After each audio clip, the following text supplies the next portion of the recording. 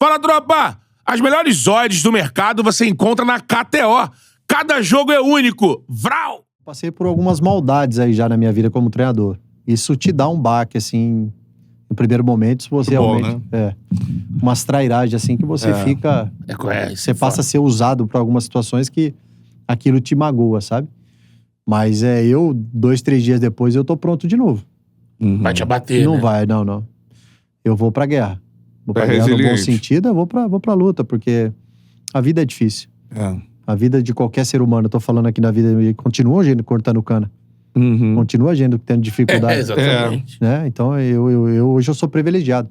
Mas eu falo que eu tenho a mesma perspectiva e tenho o mesmo amor. Eu sempre falo. Eu não alterei o meu sentimento pelo futebol.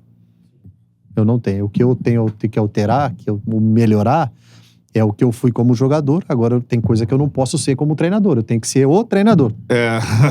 Né? Mas é tudo isso, assim. Então eu acho que o principal de tudo é você... Eu tive com o Guardiola em novembro do ano retrasado, eu acho. Pô, quando fala essas coisas assim. Tive com o Guardiola, até arrepio.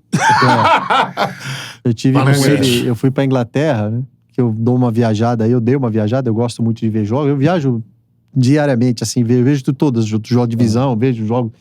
E eu tive na Inglaterra, fui lá, falei com o Guardiola, batei um papo com ele, a minha vontade de perguntar pra ele era exatamente esse lado humano dele, como ele tratava com os atletas, por exemplo, que ele trabalhou, ele trouxe jogadores que não eram o que são agora.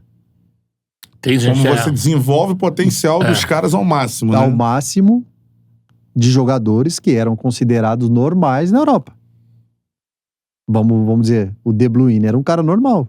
Ele trouxe o De Bruyne jogando da Alemanha. E no City ele se transformou um dos maiores jogadores da história do clube e hoje ele triunfa assim, entre os melhores. E é uma coisa que a primeira pergunta, quando eu faço esse tipo de pergunta pra ele, ele olha pra mim, ele fala assim pra mim: você gosta? Aí eu falei: gosta do quê? Ele falou: você gosta de ser treinador? Você ama ser treinador? Eu falei: sim, igual eu era como treinador, igual eu era como jogador. Ele me deu um abraço. Ele falou: então siga. Porque o lado humano tá aí, tá na verdade. Se o jogador olhar pra você e ver que isso não é verdade, ele vai entender isso. Você foi jogador, você sabe do que eu tô falando. Entendeu? Então... E ele também foi. Por quê? Não adianta eu querer ser o Guardiola. Não adianta eu querer ser o Klopp. Não adianta eu querer ser o Lancelotti. Tem que ser eu. Tem que ser você. Não adianta eu querer ser o Muricy, que me deu uma Libertadores. O Leão, que me deu um brasileiro. O Luxemburgo, que me deu um brasileiro. Entre outros que me ajudaram.